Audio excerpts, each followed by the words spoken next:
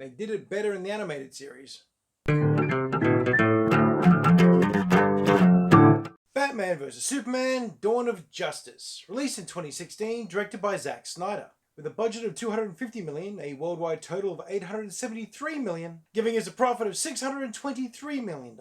Less all marketing and associated costs. Starring Ben Affleck, Henry Cavill, Jesse Eisenberg, along with Amy Adams, Gal Gadot, and Jeremy Irons. Okay, before we launch into this, I just have to question Jesse Eisenberg as Lex Luthor. I mean, why? Why him? Why his particular style of character portrayal? As I've discussed with quite a few of my friends since watching this, he'd be brilliant Riddler. Perfect Riddler. But not Lex. Lex's power, his presence, his intimidation. This Lex is a Fruit Loop. A lolly dispensing squeaky Fruit Loop.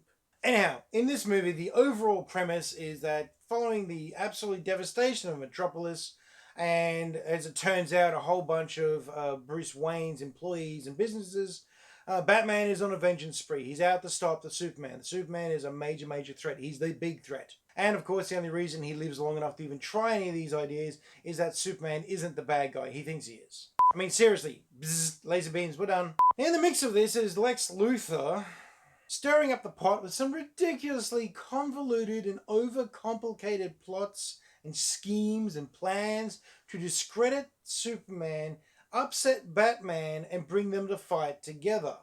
And some of the along the lines, he decides to resurrect General Zod as a super mutant monster thing. Basically, he's an angry Ninja Turtle. Diana Prince gets drawn into it along the way. That she was the coolest part of this movie, actually. She was really neat. I really, really enjoyed her in this movie for the very brief snippets that she was. I mean, on the positive side of things, it is beautifully shot. It's got some fantastic scenic shots and beautiful camera work.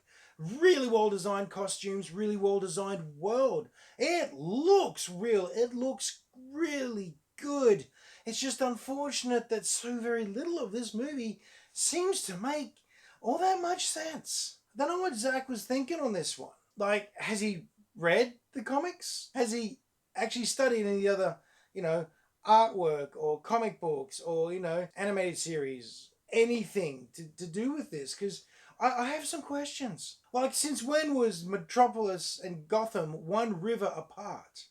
I mean, it's pretty much a twin sister city on the other side of the river. Since when has that ever been a thing? Also raises a whole bunch of questions as to why Batman's been operating for so long in Gotham on his own, fighting crime and horrible villainy. Meanwhile, Superman is literally across a river, all sunshine and rainbows, and keeping everybody safe. It doesn't make sense. The other big one is just that plot line, that their overall scheme of Lex Luthor's. I don't get it. I honestly don't see how it had to be that well and truly super complicated and so unbelievably intricate. I mean, that plan had so many fail points. It was insane. I mean, the opening sequence that is meant to set up Superman as a villain, that doesn't make that wouldn't hold up to any sort of military investigation. It really wouldn't. Oh, these people have been burned by laser beams. No, pretty sure it's a bullet hole. Just gonna say I'm pretty certain that is a bullet hole. I mean, come on. I mean, I had no trouble with Batfleck, really. I didn't mind Ben Affleck as Batman at all. I quite liked him in that role, doing a good Batman and a good Bruce Wayne. I was a big fan of Batfleck. See, that's the thing. I liked lots of things about this movie. I really did. Like I said, the visuals and the music and some of the sequences, even some of the dialogue was really cool. Very, very nice to listen to. Very, very engaging to watch happen in front of you. And then an equal portion of this film is just silly. Just doesn't make any sense. It doesn't have the massive logic gaps here. I mean, there's nothing really bad on the actors. I mean, the actors did their best. They threw everything they had into this. Very clearly, really trying hard and doing what they were told to do. So no real shade at Jesse Eisenberg. He's just doing what he's directed to do.